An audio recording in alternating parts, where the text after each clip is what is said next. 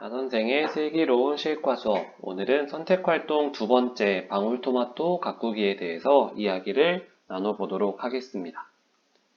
자, 지난 시간에는 다육식물 가꾸기에 대해서 공부했었죠. 간단하게 다육식물을 가꾸는 방법 정리해 보도록 할게요. 가장 먼저 플라스틱 용기 바닥에 작은 구멍을 뚫어줍니다. 구멍을 뚫어주는 이유는 물이 잘 빠지도록 해주기 위함이었죠. 다음 두 번째로는 다육식물을 캐내어 뿌리를 정리해 줍니다.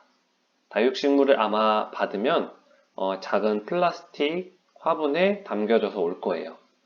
그 작은 플라스틱 화분에 있는 다육식물을 우리 플라스틱 용기에 옮겨 심어야 하기 때문에 다육식물을 캐내어서 뿌리를 잘 정리해 주는 게 필요합니다. 셋째, 플라스틱 용기에 마사토를 4분의 1 정도 채웁니다.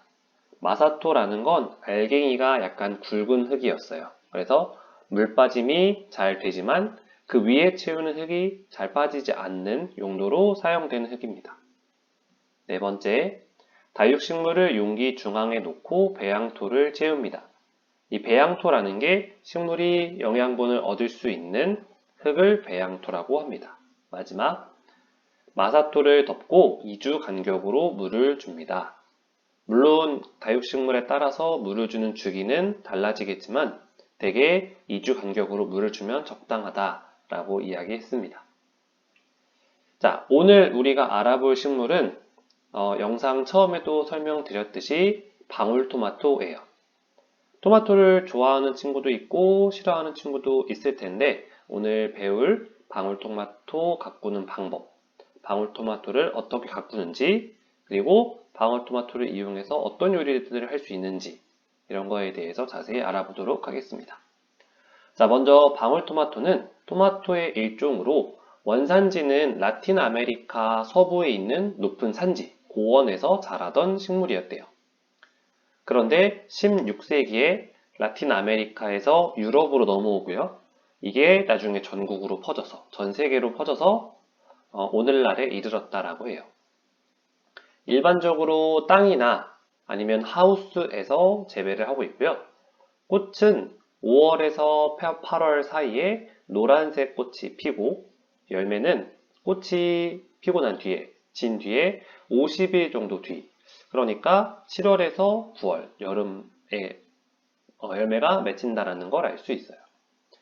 병충해에 강해서 쉽게 기를 수 있는 작물이고요.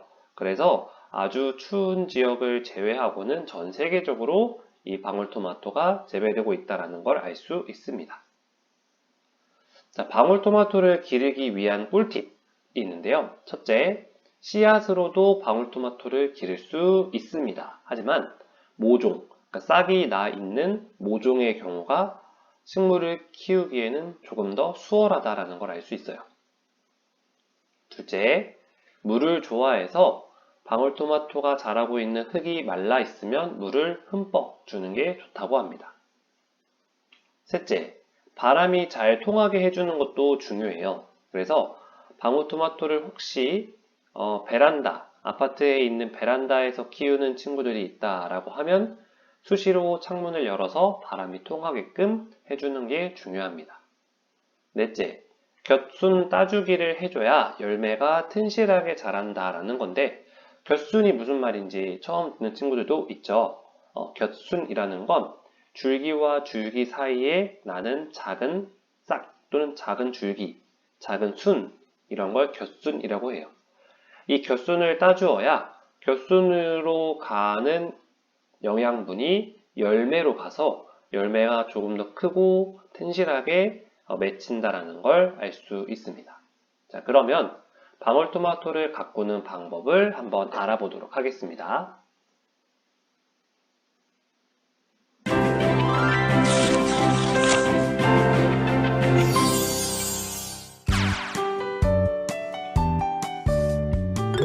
방울토마토 가꾸기.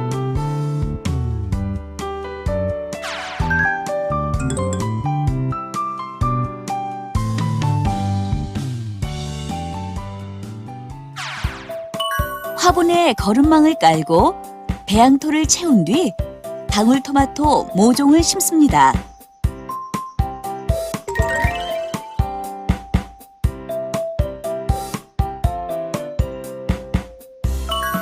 모종 위에 배양토를 덮고 물을 흠뻑 줍니다.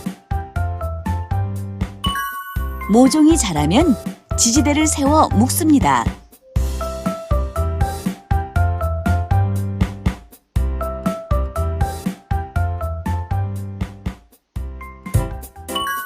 원줄기가 양분을 잘 공급받아 자라도록 원줄기 옆에 생기는 싹인 곁순을 땁니다.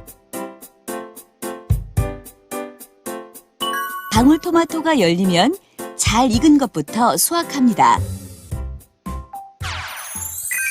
이렇게 수확한 방울토마토를 다양하게 활용해 보세요.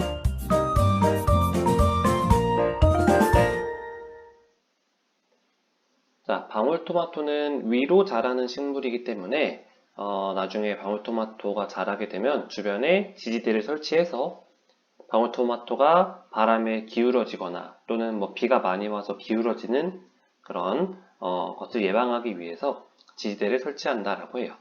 그리고 선생님 설명했던 것처럼 곁순을 따줘야 한다라는 것도 영상으로 설명을 해주고 있었죠. 자, 이 방울토마토를 그냥 깨끗하게 씻어서 직접 먹을 때에도 굉장히 맛이 있지만 방울토마토를 요리에 이용하는 경우도 많이 있어요. 방울토마토 외에도 그냥 토마토의 경우에도 생으로 먹을 때보다 익혀서 먹을 때 조금 더 영양소가 많다라는 이야기도 들은 적이 있고요. 이 방울토마토에는 비타민이 풍부해서 요리에 이용하면 더 좋은 효과를 보인다고 합니다. 자, 지금부터는 방울토마토를 이용한 여러 가지 요리들을 설명을 해볼 텐데 첫 번째로는 베이컨 토마토 스파게티가 있습니다. 물론 토마토 소스에 토마토가 들어가지만 여기에 들어가는 방울토마토는 잘게 잘라서 토핑이나 또는 약간 식감을 위해서 사용되곤 있어요. 두 번째 요리는 방울토마토 달걀 볶음입니다. 토마토로 해도 괜찮아요. 괜찮지만 방울토마토가 조금 작고 우리가 쉽게 먹고 씹을 때도 편하기 때문에 방울토마토를 이용해서 달걀볶음 요리도 만들고 있어요. 세 번째로 소개할 요리는 방울토마토 마리네이드라는 요리예요. 마리네이드라는 요리가 조금 생소할 수 있는데 방울토마토를 끓여서 껍질을 살짝 벗긴 다음 여러 가지 재료들의 절인 음식이라고 생각을 하시면 될 것 같아요. 자, 이렇게 해서 방울토마토를 이용한 여러 가지 요리들도 살펴보았고요. 오늘은 그래서 방울토마토를 가꾸는 방법, 방울토마토 가꾸기의 꿀팁, 그리고 여러 요리들에 대해서 살펴보았습니다. 다음 시간에는 선택활동 3번에 있는 상추 가꾸기에 대해서 설명을 드리고요. 상추와 함께 대파도 같이 설명을 곁들이려고 합니다. 자, 오늘 실과 수업은 그럼 여기서 마무리하도록 하겠습니다.